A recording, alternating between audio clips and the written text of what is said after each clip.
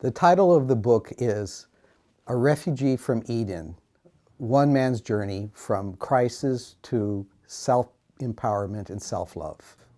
And the reason that I chose that title was I found that in my life, I was confronting so many crises. My life was just peppered by crises, and severe ones where people were firing me, people trying to cause me harm in marriage and at work. At some point, I had to sit back and ask myself, Greg, what are you doing here? Take some responsibility for this situation. Understand what's going on. And so I began to scour sacred books from religions all over the world, self-help books, all kinds of spirituality books. And I began to realize that crisis was an opportunity. And what really cinched this for me was reading the books of Carlos Castaneda. And he's a big influence on me. And his books about the Indian shaman Don Juan spoke about crisis being a moment of opportunity. That was more than a moment of pain and angst and suffering, and that it was a moment of opportunity. I discovered myself, and I discovered what I think is an important part of being a human being. And that is that we always confronted by a crisis, one after another, and that our challenge is to learn from them. And so I began to look at this and use this new knowledge in my own life. Then one day, I was having lunch with a friend of mine in LA, Tony Lee. He's an accomplished poet. And when we get together, we're always talking about spiritual growth and other issues. And in the midst of a conversation about the spiritual journey, if by magic, it dawned on me that our first ancestors, at least those in the sacred stories in Islam and Christianity and Judaism, Adam and Eve, were expelled from their paradise and had to face this tremendous crisis. And in a sense, they were refugees, not able to go back to their homeland, their paradise, their Eden. And that's what all of us humans go through. We're always being pushed out of our comfort zone into situations that are uncomfortable, and confronting that change, that moment, that is so important for us as human beings. That really determines our destiny. That's where really we become free as human beings, in that moment of crisis. And hence the title, Refugee from Eden. Then my friends would say to me, and a lot of this comes out of my conversation with friends, and they're encouraging me. My friends would say to me, Greg, you've changed so much. You're happier, you're just more at peace with yourself. You have to share this story with other people. The basic message here is, how do we deal with the challenge of change to advance as a person, an individual, and to advance as communities.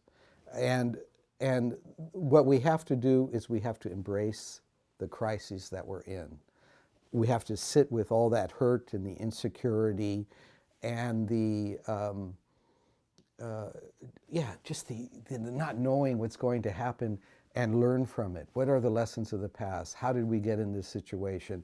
How do we move forward for this? And so I wanted to write a book about the journey, about the messiness of spiritual growth, about its apparent randomness, that would inspire other people like me to confront their difficult situation, their challenges, and to grow from them.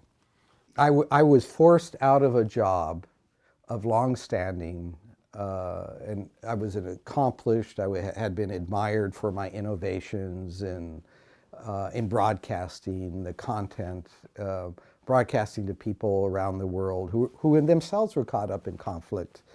And to me, it just seemed so unjust. And I had to begin to ask myself, how did I get into this situation? And I was scrambling to earn a living, to take care of, the people I was responsible for. desperate, and that's what triggered it.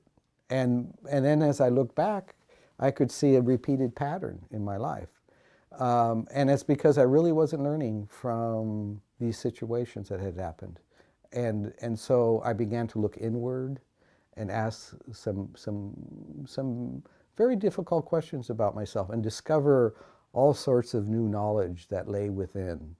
Um, well, one very important one is that we all have an internal dialogue, that we're constantly telling ourselves stories about the world that we live in, and we have to pay attention to that, because that's what determines how we repeat our behavior.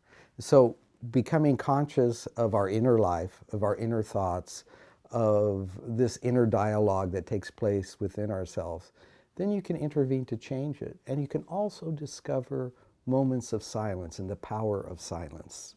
And in that silence, you find a lot of peace and joy. That's really where it is. As a person, I felt this way, and I know a lot of other people do, is that when we have uncomfortable feelings, that sadness, fear, that often we try to cover those feelings up. And the very important thing to do in such a situation is to sit with those feelings and to learn from them, to be comfortable.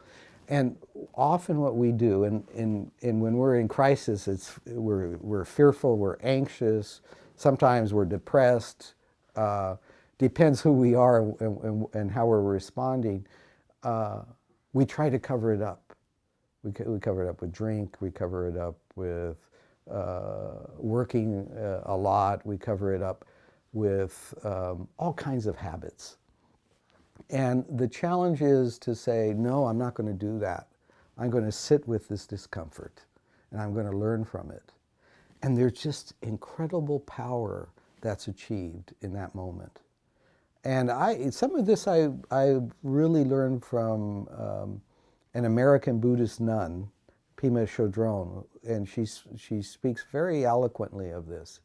And as I was going through my own crisis, being pushed out of my work, wondering whether or not I would be okay, I was fearful. I wasn't sure I could make money enough to support. I'd just been cast out of something that was comfortable, that I'd been in for almost 20 years. And in finding her books, I learned to sit with this and to learn from it. And this is a moment of incredible power when you can do this, incredible personal power.